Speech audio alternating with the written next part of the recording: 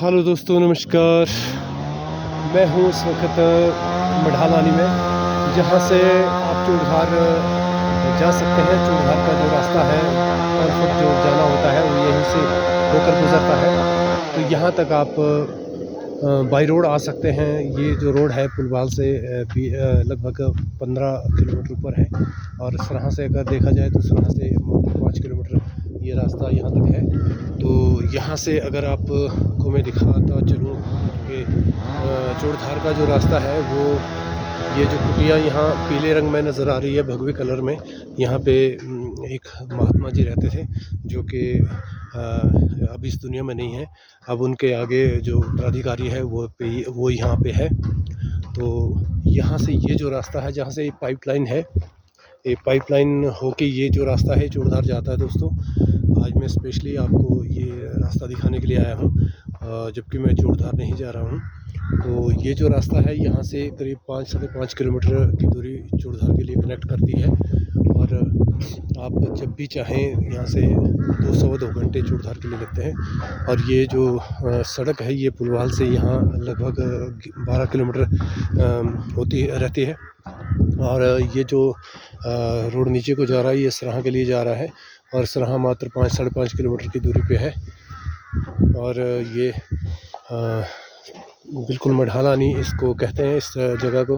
तो यहाँ पे जब भी आप आएँ चूड़धार के लिए आप आ सकते हैं, और यहाँ पे आपको जलपान की व्यवस्था मिल जाती है, क्योंकि कुछ एक लोग स्थानीय लोग जो है यहाँ उन्होंने कुछ शेड बनाए हैं जहाँ पे वो लंच, डिनर और चाय पानी का इंतज़ाम करते हैं। तो ये आप सभी लोगों के लिए सुविधा के लिए यहाँ पे बनाए गए हैं, ताकि जो भी चूड़धार यात्री जाते हैं उनके लिए असुविधा ना हो, उनको जितनी हो सके सुविधा दी जाए, इसलिए ये चीज़ें यहाँ पे होती हैं। और छोटे मोटे होटल चलाए होते हैं लोगों ने, जहाँ पे अपना खाना पीना और मिठाइयाँ और जो भी सफ़र की चीज़ें हैं वो यहाँ उपलब्ध आसानी से हो जाती हैं। तो ये जो स्ट्रक्चर है दोस्तों, ये परमानेंट नहीं होते हैं, क्योंकि ये फॉरेस्ट लैंड है, गवर्नमेंट लैंड है। तो यहाँ पे परमानेंट स्ट्रक्चर बनाना इलीगल है, तो इसलिए यहाँ टेम्परेरी स्ट्रक्चर ये बनाए जाते हैं, और ना ही किसी पेड़ों को डैमेज किया जाता है। तो ये स्ट्रक्चर इस प्रकार से बनाए जाते हैं ताकि पर्यावरण को भी कोई प्रदूषण या कोई नुकसान ना हो। तो यह है दोस्तों मढ़ालानी।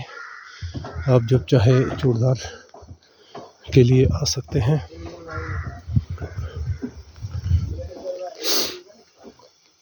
मैं आपको मिलाता हूँ अभी किसी खास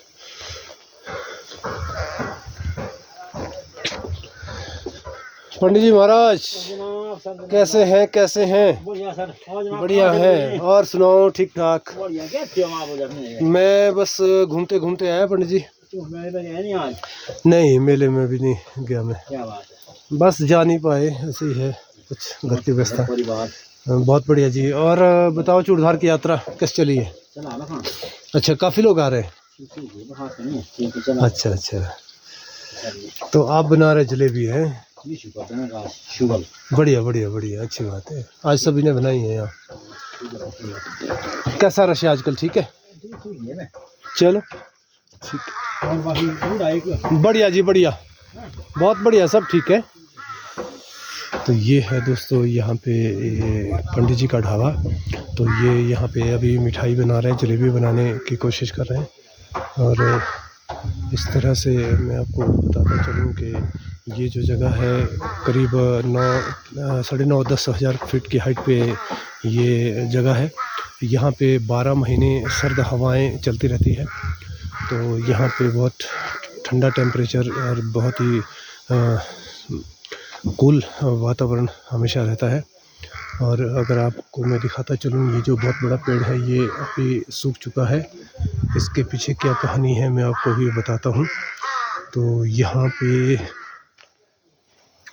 पिछले साल क्या हुआ था कि यहाँ पे कुछ टेम्परेरी शेड बने हुए थे, और जो होटल या ढाबा टाइप जो भी आप कहें वो स्ट्रक्चर यहाँ पे थे। तो यहाँ अचानक किसी वजह से पता नहीं क्या हुआ कि शॉर्ट सर्किट तो मैं नहीं मानता, क्योंकि यहाँ पे बिजली की सुविधा नहीं है। यहाँ पे क्या हुआ, कैसे हुआ, आग लग गई अचानक, इतनी आग लग गई कि कंट्रोल करना मुश्किल हो गया। तो ये सारे जो शेड्स थे ये जल चुके थे और इसमें करीब करीब लाखों रुपए का लोगों का नुकसान भी हुआ है, क्योंकि अंदर जहाँ पे होटल या शेड लोगों ने बनाए थे 8-10 साल से ये बने हुए थे, तो वहाँ लगभग छोटा मोटा सामान काफ़ी उन लोगों के पास था। तो बर्तन है और भी चीज़ें हैं, तो ये सारी जल चुकी है। और यहाँ पे आग इसलिए भी लगी ज़्यादा क्योंकि जो स्ट्रक्चर है ये खाली लकड़ी के ही रहते हैं। ये कोई भी आरसीसी का या कोई इस तरह का स्ट्रक्चर यहाँ नहीं बना पाते, क्योंकि ये गवर्नमेंट लैंड है। तो इस करके ये जो लकड़ी का स्ट्रक्चर है ये काफ़ी पुरानी और सूखी लकड़ियाँ थी, तो हल्की सी चिंगारी से भी ये बारूद की तरह भड़क जाती है और उसी प्रकार से ये हुआ। और ये जो पेड़ आप सामने देख पा रहे हैं ये बहुत ही सूखा पेड़ अब नज़र आ रहा है। ये बिल्कुल हरा भरा पेड़ था। ये देवदार का वृक्ष है और इसको मदर ट्री भी कहा जाता था, क्योंकि इससे ही बीज इधर उधर बिखरते हैं। और बाकी आप देख पा रहे हैं तो जंगल, इसके साथ काफ़ी देवदार के घने पेड़ लगे हुए हैं। कारण यही था कि यहाँ से वो सीड इधर उधर बिखर के और नए जो प्लांट है वो ग्रो होते थे। तो ये सूख चुका है। अब ये प्राकृतिक घटना मानिए, कुछ भी समझिए, लोग की लापरवाही समझिए या जो भी वजह रही होगी, जो भी कारण हुआ, लेकिन अच्छा नहीं हुआ। लोगों का बहुत नुकसान हुआ। और यहाँ पे लोगों को रहने की भी सुविधा इन्होंने उपलब्ध की हुई थी। तो ये शेड बने हुए थे जिसमें ये लोगों को बेडिंग भी प्रोवाइड करते थे। खाना पीना तो प्रोवाइड करते ही थे, लेकिन साथ में बेडिंग भी प्रोवाइड करते थे। तो अनफॉर्चुनेटली वो हादसा हुआ और ये सब कुछ तबाह हो गया। तो ये तो चलो जो भी है हो गया। और आगे के लिए मैं यही इनसे दुआ करता हूँ कि इस तरह की सावधानी फिर ज़रूर बरतें, क्योंकि ये लकड़ी का स्ट्रक्चर है। कभी भी कोई छोटी मोटी लापरवाही हो जाती है तो ये आग एकदम से पकड़ लेते हैं। तो इस तरह का ध्यान आइंदा के लिए लोग रखें। तो दोस्तों, चूड़धार जब भी आपको जाना है तो आप यहाँ तक जब चाहें आ सकते हैं। रोड की स्थिति आप देख पा रहे हैं, कच्चा रोड है लेकिन गड्ढे वगैरह बिल्कुल नहीं है, बहुत अच्छा रोड है। तो जब भी आपको चूड़धार जाना है तो यहाँ से आप चूड़धार के लिए आसानी से जा सकते हैं। और मैं समझता हूँ कि चूड़धार के लिए जैसे नौरधार से जाते हैं या और भी कई जगह से लोग जाते हैं और कई तरह के रास्ते हैं, लेकिन सबसे शॉर्टेस्ट वे जो है ये मैं मानता हूँ कि ये मढ़ालानी से ही है, क्योंकि यहाँ से मात्र 2-2.25 घंटे में आप चूड़धार पहुँच जाते हैं। और जबकि चढ़ाई वाला रास्ता भी नहीं है। तो मैं सभी को आमंत्रित करता हूँ कि आप आएँ, चूड़धार की यात्रा करें, भोले बाबा का दर्शन करें।